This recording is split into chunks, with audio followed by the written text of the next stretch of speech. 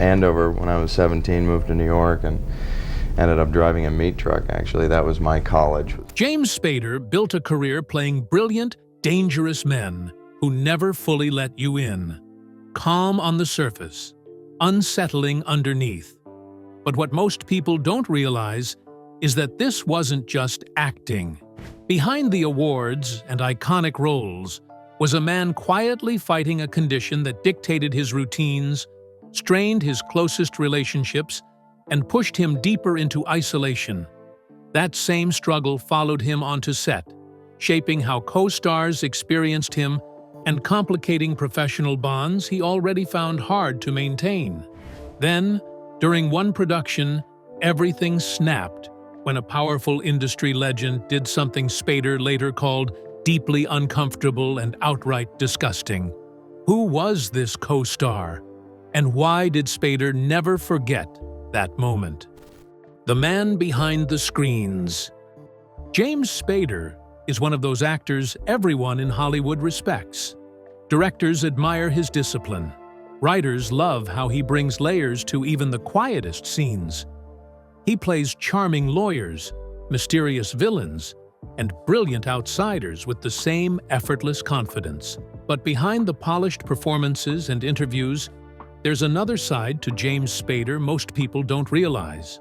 On sets, things haven't always been smooth. He's clashed with creatives, he's challenged scripts, and he's had really tense moments with people just as powerful as he is. The man who appears warm and composed on camera has built a reputation for being demanding, intense, and sometimes difficult to work with. And that reputation has followed him for decades. James Todd Spader was born on February 7, 1960, in Boston, Massachusetts. Both of his parents were teachers, which meant he grew up in classrooms, hallways, and academic environments. His mother taught art at the Pike School in Andover, Massachusetts, while his father taught at Brooks School in nearby North Andover. Education wasn't just important in the Spader household, it was the foundation of everything. James attended both schools during his early years, surrounded by structure and high expectations.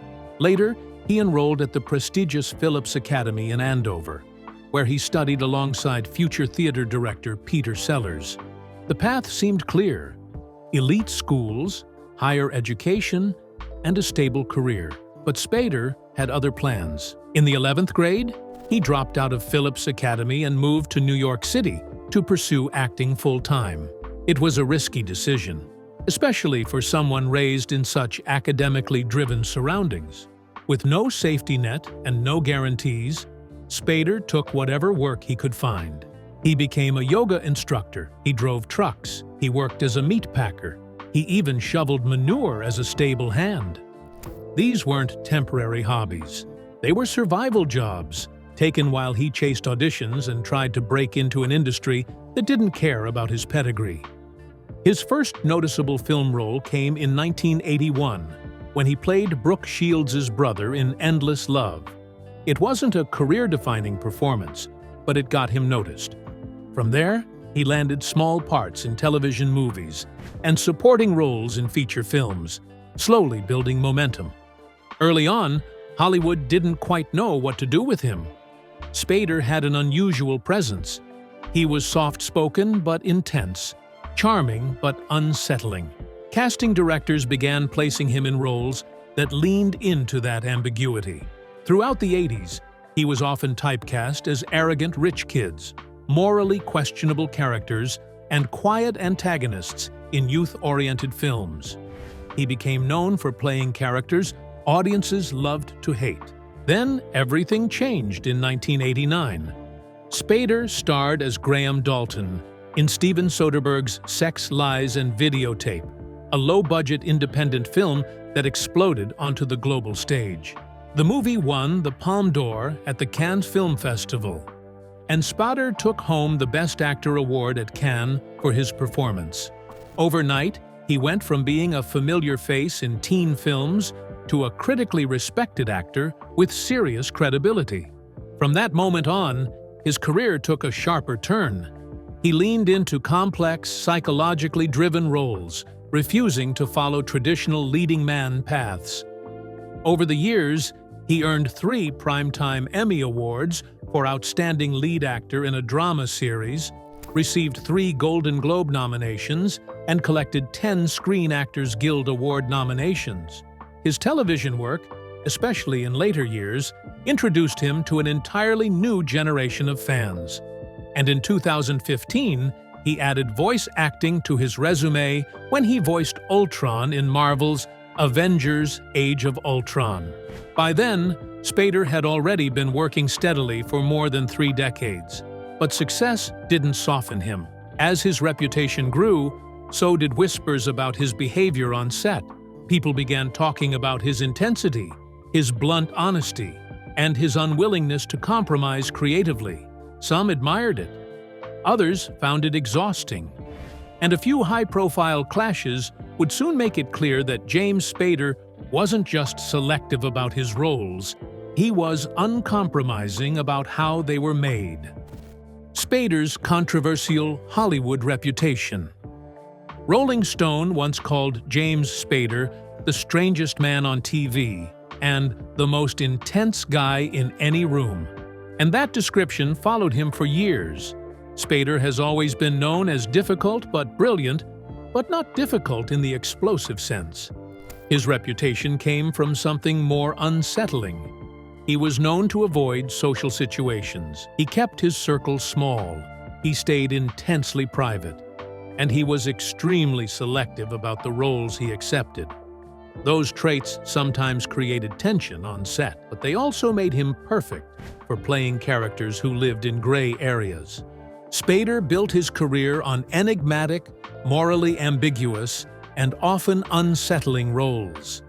His voice alone could shift the mood of a scene. His delivery was always measured and intellectual. He didn't rush the dialogue. He made silences feel heavy. He also avoided mainstream celebrity culture almost completely. He rarely appeared at Hollywood gatherings, and when he did, he usually stayed in the background. To many people in the industry, that came off as eccentric. To others, it felt intentional. Spader has said he chooses roles that allow him to spend time developing characters rather than chasing fame or money. He isn't a traditional method actor, but he immerses himself deeply in the psychology of whoever he's playing. He wants to understand every motive, every emotional shift, and every hidden thought. And that's where some of the friction usually begins. Spader is known for insisting on understanding every nuance of a script before filming. He asks questions. He challenges lines. He pushes for clarity. He doesn't move forward until the character makes sense to him. For some directors and writers, that level of scrutiny feels demanding. For others, it's exactly why his performances feel so layered. One of the clearest examples of this side of Spader came in the movie Secretary in 2002. The film explored dark, unconventional territory, and Spader's role as Edward Grey could have easily slipped into something shallow or exploitative. Instead, he approached the character with complete seriousness. He treated the material with restraint and emotional discipline. Co-star Maggie Gyllenhaal later said that Spader's intensity and commitment helped elevate the film, turning something that could have been shocking for shock's sake into something deeply human. She praised his seriousness and his ability to make unconventional material resonate emotionally. This wasn't accidental. Spader doesn't take strange roles for attention. He takes them because they allow him to dig deeper. He's drawn to characters who don't explain themselves easily, who carry internal contradictions, and who make audiences uncomfortable. That same intensity has followed him onto television sets. When The Blacklist premiered in 2013, Spader's portrayal of Raymond "Red" Reddington became the heart of the series. His character was charming, terrifying, witty, and unpredictable, often delivering long philosophical monologues that felt more like stage performances than network television dialogue. Behind the scenes, crew members talked about his meticulous preparation. He was known for memorizing massive blocks of dialogue with precision. He pushed for exact wording. He cared deeply about rhythm and pacing.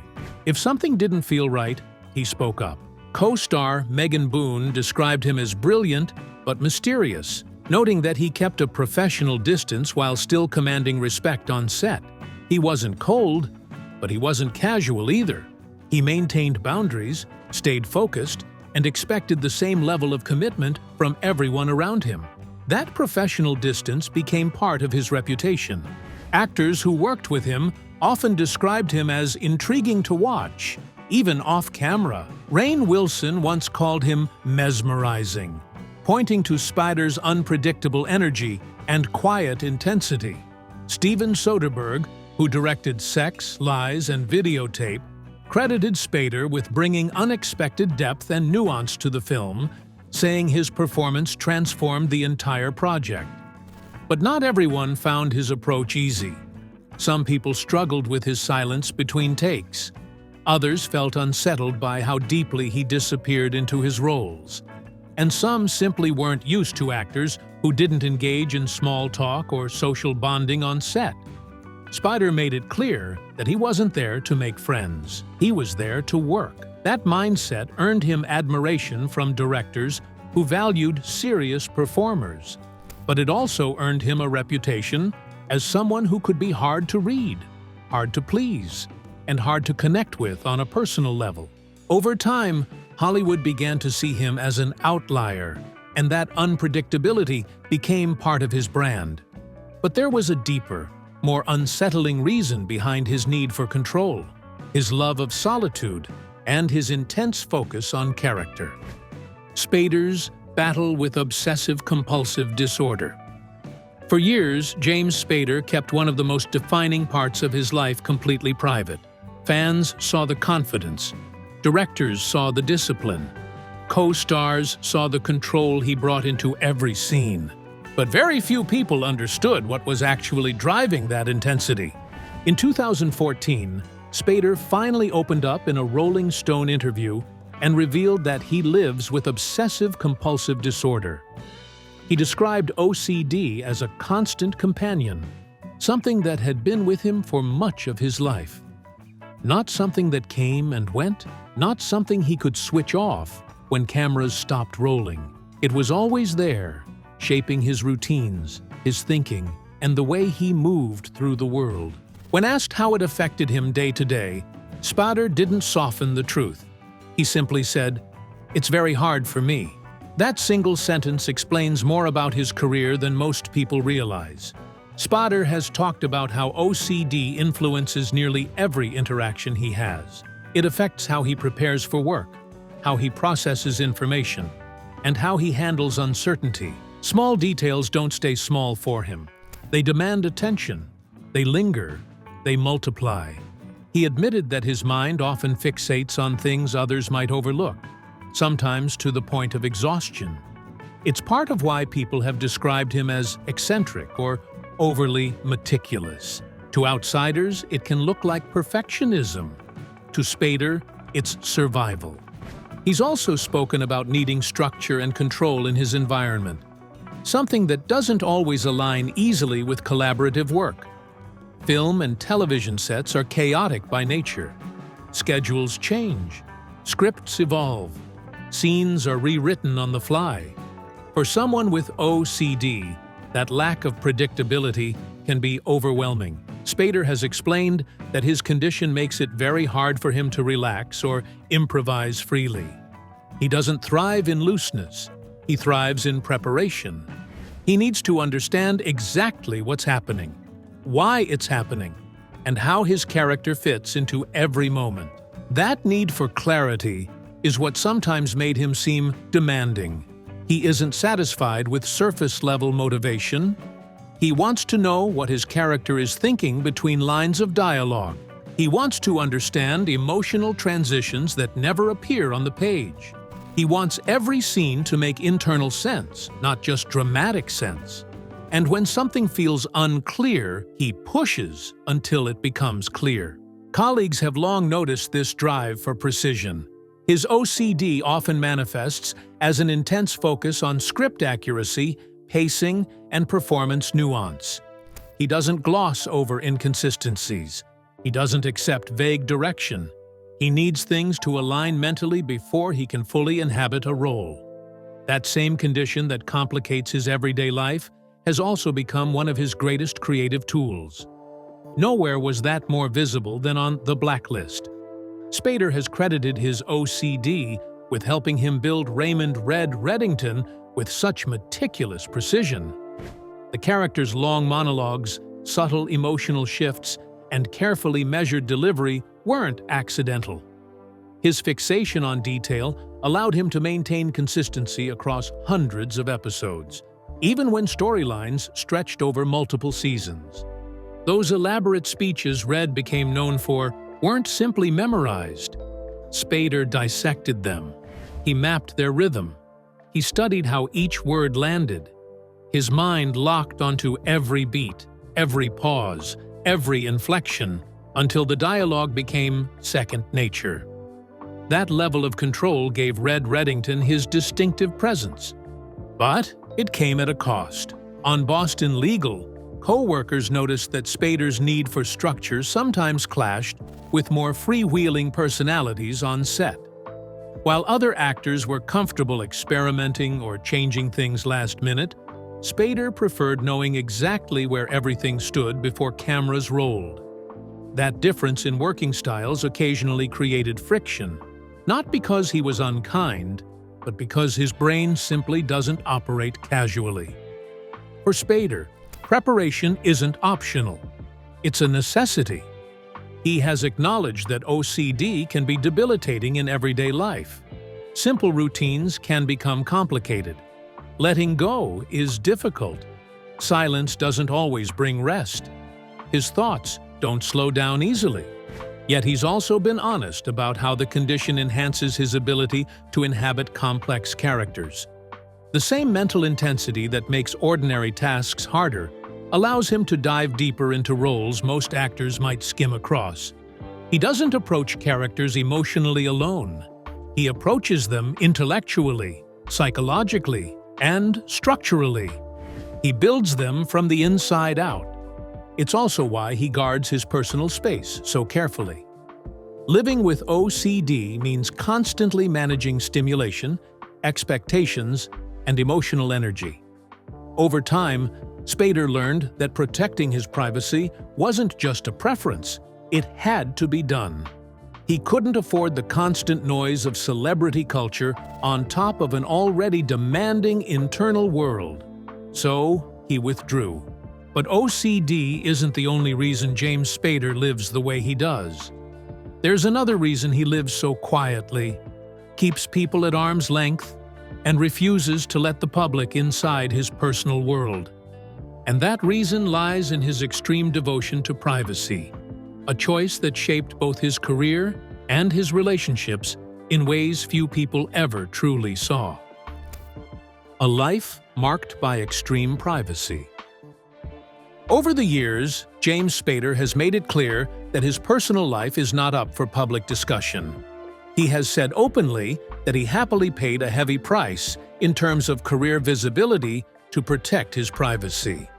For most actors, staying relevant means being seen. But for Spader, he had to maintain his privacy just to stay sane. That choice shaped everything about him. Unlike many of his peers, Spader rarely gives interviews, and when he does, he keeps the conversation tightly focused on the work. He avoids talking about family. He doesn't open up about relationships. He never offers glimpses into his home life. In fact, if a question drifts too far from acting, he redirects it calmly and without apology. He simply doesn't believe his private world belongs to anyone else. That same mindset carries over into how he interacts with fans. Spader has no social media presence, no Twitter, no Instagram, no Facebook. He doesn't post updates, share photos, or respond to messages. In an era where celebrities are expected to be constantly accessible, he has chosen to remain unreachable outside of his performances. He's also known for being detached from modern technology. People who've worked with him describe him as disciplined and selective about how much of the outside world he allows into his daily routine. He prefers quiet habits over constant connectivity to the world. While others scroll through phones between takes, Spader often steps away, finding stillness wherever he can. Spader has always believed that acting is his profession, not his identity. He shows up prepared, delivers the performance, and then goes home. He doesn't carry characters into his personal life, and he doesn't let fame dictate how he lives. For him, work and life exist in separate compartments, and he protects that boundary fiercely. Despite decades in the public eye, he has consistently anchored his life around family and privacy. His relationships and children have been kept almost entirely out of the media. He has worked intentionally to ensure that the people closest to him aren't pulled into the machinery of celebrity lifestyle. Unsurprisingly, that decision has required sacrifice. Spader avoids most Hollywood social scenes. He doesn't attend industry parties unless contractually obligated to. To him, red carpets are appearances, not experiences. Award ceremonies are work obligations, not celebrations. Colleagues have described him as someone who retreats quickly once professional duties are done, returning to solitude and structured routines. Hollywood thrives on visibility. Careers are often built as much on presence as on performance. Actors who stay in the spotlight tend to receive more offers, more press, and more momentum. Spader understood that stepping away from that system would limit his mainstream popularity, and he accepted it anyway. His film career, in particular, never followed the traditional blockbuster path.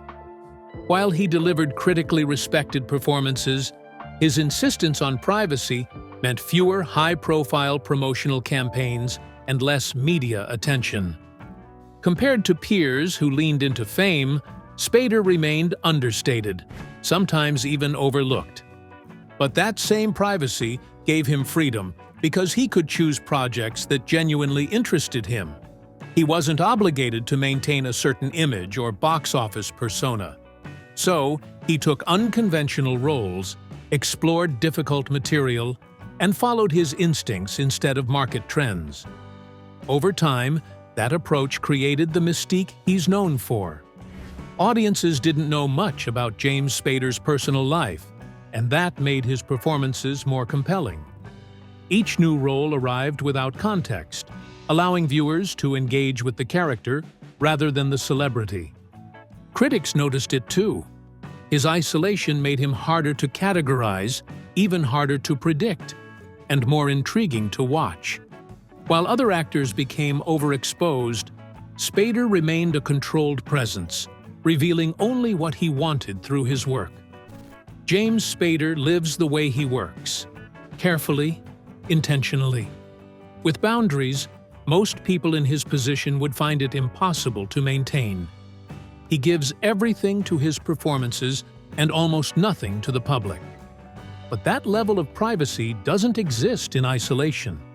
It affects relationships. It shapes emotional connections. And over the years, it has played a powerful role in his romantic life, influencing who he lets close, how long people stay, and what ultimately pulls them apart. Spader's chaotic love life. James Spader has always kept his relationships far from the public eye, but the few details that have surfaced over the years paint a very complicated picture. While his professional life stayed disciplined and controlled, his romantic life followed a much messier path, shaped by long absences, intense focus on work, and a personality that didn't always leave room for emotional ease. His first marriage was to Victoria Keel. They met in the early 1980s in New York at a yoga studio where Spader was teaching classes to pay the bills while chasing acting jobs. At the time, he was still building momentum, moving between auditions and odd work, trying to break into an industry that hadn't yet figured out what to do with him. Victoria worked behind the scenes in film as a set decorator, and the two connected through their shared creative world. They dated for several years before marrying in 1987. By then, Spader's career was finally gaining traction. Roles were becoming more consistent, and his name was starting to circulate more seriously in Hollywood. Victoria stayed largely out of the spotlight, focusing on her own work while supporting his growing career. Together, they had two sons. Sebastian Spader was born in 1989 and later worked in film production. Elijah Spader followed in 1992, eventually moving into sound design and music. From the outside, the family appeared stable, but people close to them described the marriage as private and increasingly strained. Spader's fame was rising, and so was his emotional distance. He has acknowledged that his obsessive-compulsive tendencies and intense concentration on work often made relationships difficult. Long hours on set, constant preparation, and his need for structure created space between him and the people closest to him. He wasn't emotionally expressive in conventional ways, and that lack of softness became harder to manage as his career demanded more of his time and energy. Over time, the gap widened. By the early 2000s, their marriage was unraveling. While neither Spader nor Keel publicly shared details about what went wrong, industry reports pointed to the same issues that followed Spader throughout his personal life: a demanding career, an inward personality, and a tendency to withdraw when things became emotionally complicated. After 17 years together, they officially divorced in 2004. The separation came as Spader was transitioning into major television roles, including The Practice and Boston Legal, projects that would redefine the second half of his career. He said almost nothing about the divorce, staying consistent with his refusal to discuss personal matters. But those close to him noticed that the split only deepened his instinct to keep his private world sealed off. Around that same period, another relationship had already begun. In 2002, Spader met actress and model Leslie Stephenson on the set of The Stick-Up, where they starred opposite each other. Their connection formed during filming, and their relationship started shortly afterward, overlapping with the final years of his marriage to Victoria. Unlike his previous marriage, this relationship developed under even tighter privacy. Stephenson gradually stepped away from acting, shifting her focus toward sculpture and art. She avoided Hollywood functions, rarely appeared in public besides Spader, and kept her own life largely offline. In 2008, they welcomed a son, Nathaniel Spader. Since then, they've maintained an extremely low profile. When Spader has mentioned Stephenson in interviews, it's been brief and restrained, describing her as supportive while avoiding any deeper personal detail. For Spader, this structure matters.